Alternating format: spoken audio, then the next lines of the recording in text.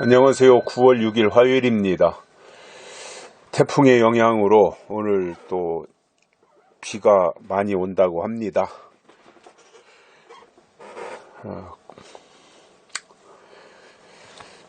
전혀 도움이 안 되는 비지요. 태풍에다가 비에다가 태풍에 피해를 주고 또 비가 내리면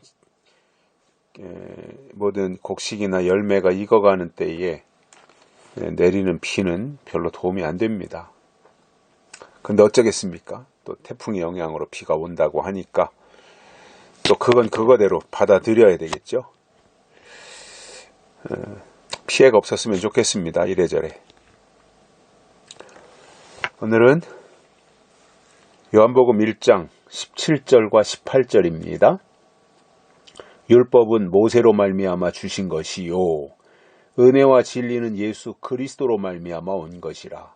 본래 하나님을 본 사람이 없으되 아버지 품속에 있는 독생하신 하나님이 나타내셨느니라. 아멘.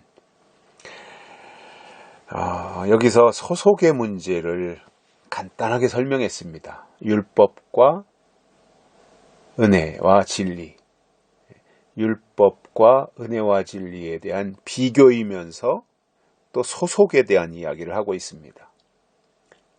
율법은 어디서 왔냐면 모세로 말미암아 왔습니다. 그래서 율법의 출처는 모세입니다. 모세가 하나님께 받아서 율법을 전파한 거지요. 그런데 은혜와 진리는 예수 그리스도로 말미암아 온 것입니다. 히브리서에서도 모세와 예수님을 비교하는 장면이 나옵니다.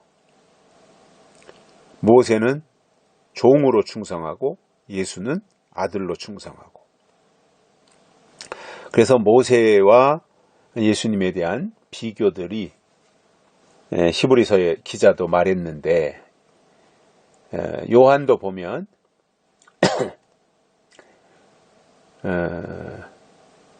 율법에 대해서 그리고 은혜와 진리에 대해서 그 소속이 어디고 출처가 어디냐, 어디로부터 말미암았느냐라고 하는 부분들을 말씀을 하고 있는데 율법은 모세로 말미암아 주신 것이고, 그래서 모세가 이스라엘 백성들을 데리고 출애굽해서 광야에 나가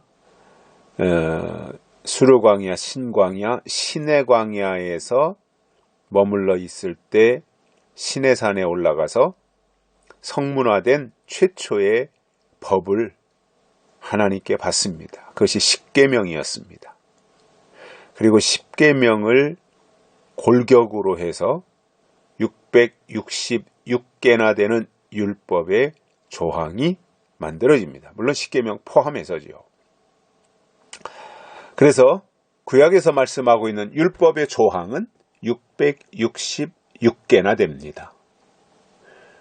그 모든 666개나 되는 율법의 축소판이 십계명입니다.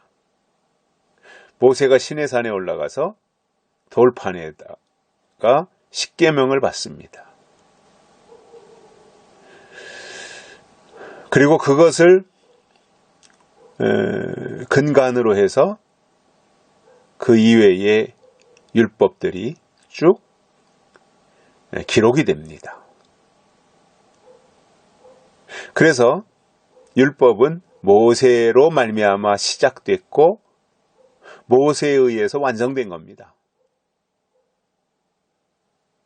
그리고 그것이 이제 후대에 계속 전파되고 전달되고 이렇게 했던 거죠.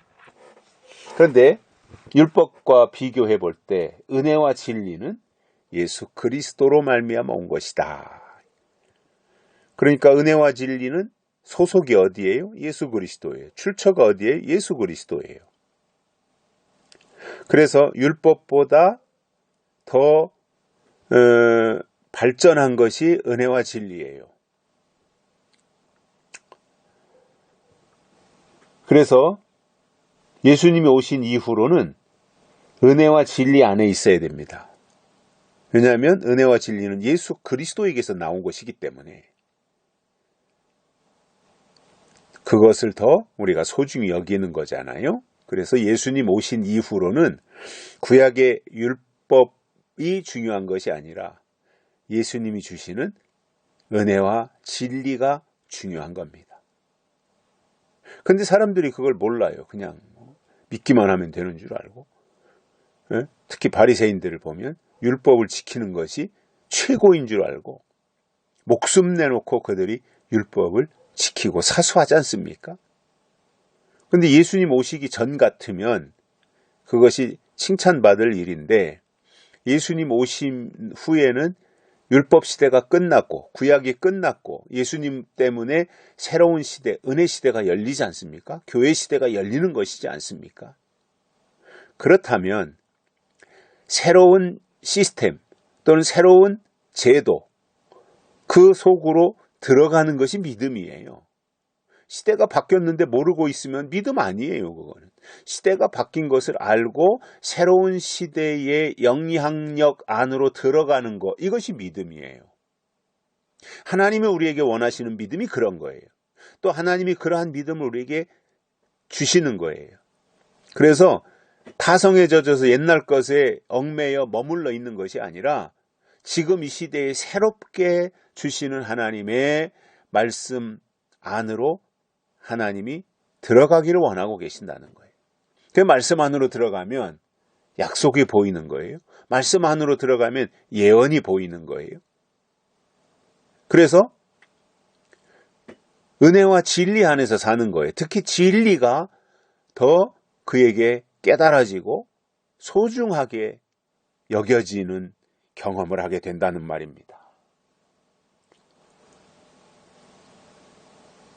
그리고 하나님을 본 사람은 이 세상에 아무도 없지만 아버지 품속에 있는 독생하신 하나님이 나타내셨느니라. 그러니까 예수 그리스도를 통해서 하나님을 나타내셨다 이겁니다.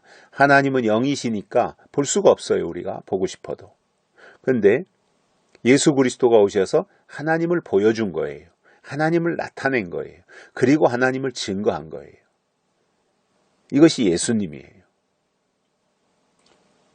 그렇다면 오늘 우리가 중요하게 생각해야 될 것이 있다면 율법이 아니라 은혜이고 진리이다라는 말입니다.